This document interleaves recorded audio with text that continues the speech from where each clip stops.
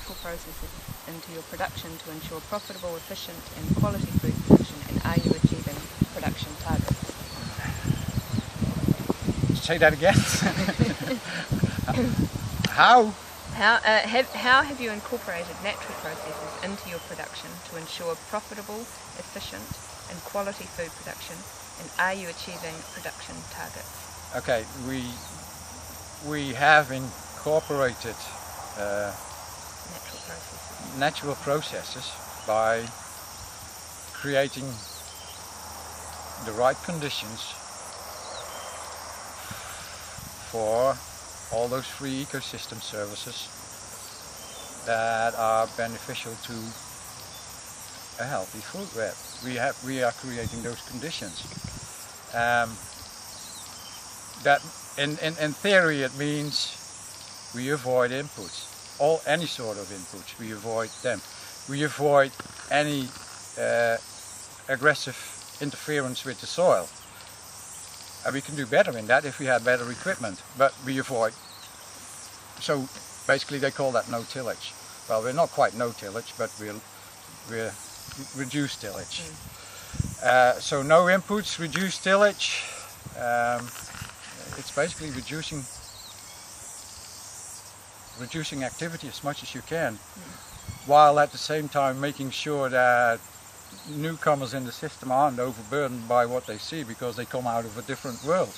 You can talk about that a little bit. So when I see the ground being covered by green material, I look at it as, well, that's next year's fertility and next year's soil regulatory means. And the newcomers in the system would say, fuck, it's full of weeds here. So it's a different worldview.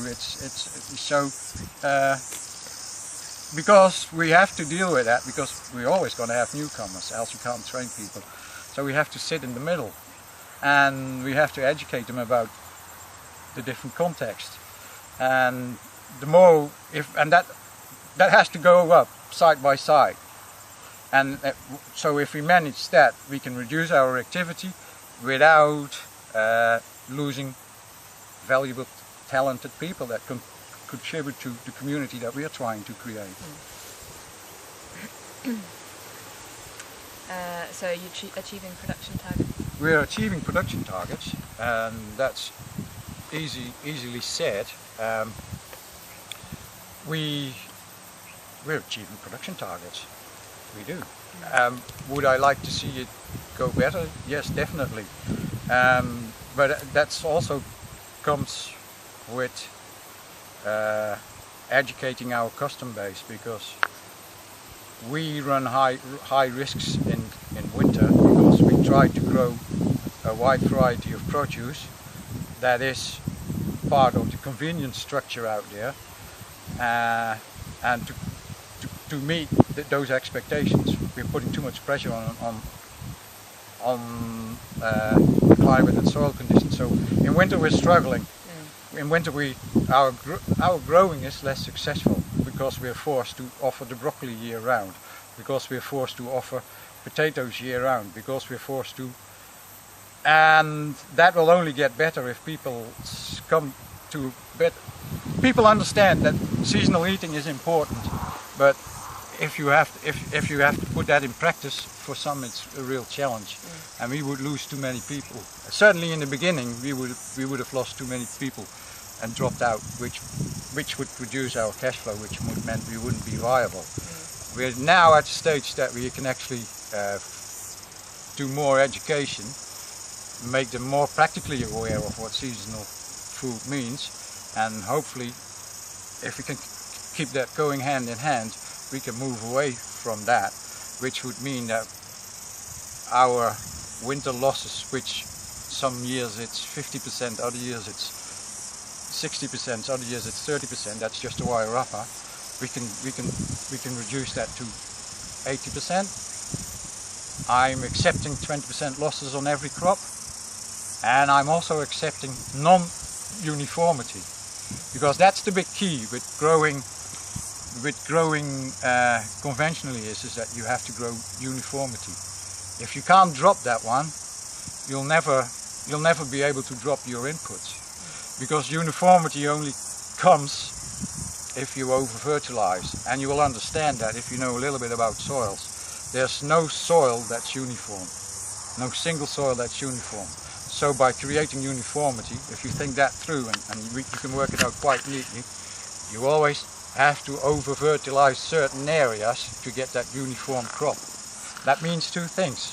That means environmental pollution, because the over-fertility floats away from your environment, you don't have a closed system.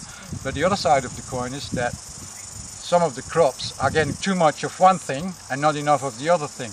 It's not whole, it's not wholesome, it's not food quality anymore. Uniformity is almost a guarantee for poor food quality and bad environmental records. So I think that's a key message actually that needs to be out there. But yeah, I'm not sure if we're still answering the question. Might be a little bit off track, but still interesting. You're achieving production targets. Well, I can address that. We've incorporated, by creating the right conditions, free ecosystem services. We've went the other way. We've substituted inputs for free ecosystem services. This is not the world upside down. This is the right thing to do. So I hate to put it that way, but we've substituted inputs for free ecosystem services. That's what we've done. Which means free ecosystem services, they are inherently effective, they're inherently efficient, there's no cheaper way, there's no better way, they are effective, and they're valid. If you talk about biological, ecological farming, they are valid because that's biology at work, that is ecology at work. The fact that we destroy it out there all the time, it's a definite no-no. So we got to avoid all those activities that have a negative impact on free ecosystem services, which is virtually everything we do. So Fukuoka's dead right, do nothing. But we have to find a halfway house first. And we have to come out of understanding. The difference between us and the rest of society is that we are knowledge intensive. We need to know a lot. We need to understand our soil. We need to understand our plant. We definitely need to understand microorganisms that produce enzymes that break down things and combine things into healthy tissue again. We need to understand that. That's critical to understand. There's an awful lot of knowledge that comes with this. If you just farm broccoli, you only learn a little bit about broccoli. Nothing about soils because it's not related anymore. There's no connection between the two. If you farm 50 different lines, you have to understand all different lines. You know, you've experienced over the years, every little thing you do with that comes with a little bit of detail that you didn't expect. Just going out harvesting 50 lines. Every week you're in the garden, you're discovering, hey shit, what's your experience there? Don't bring me into this. No, but yeah, I know what you mean. Really, I mean, you've been running. You run around for a year. Yeah. Every now and then I pass you by and I see you doing stuff, and then I say, hey, if you do this and this way, you might be a little bit faster. And that it goes on and on and on. Yeah. Yeah. So it is knowledge intensive. Yeah. So that's the difference, and hence our emphasis on educating not just consumers, also the people that work here and the rest of society. It's community building. We're creating a community based on different thinking, inclusive thinking, education. So that inclusive thinking is really important because it's all one. If we don't act out of respect for life, you create a disconnect. The disconnect works against us. So inclusive thinking is a basic principle of it all. If we don't think inclusively, we forget bits. We can't find profoundly simple solutions. Because that's the other thing of it, is all we do is profoundly simple. I mean, you come here and it doesn't look really it doesn't really look challenging. You wonder, why is this different? We're not doing anything special. It's profoundly simple.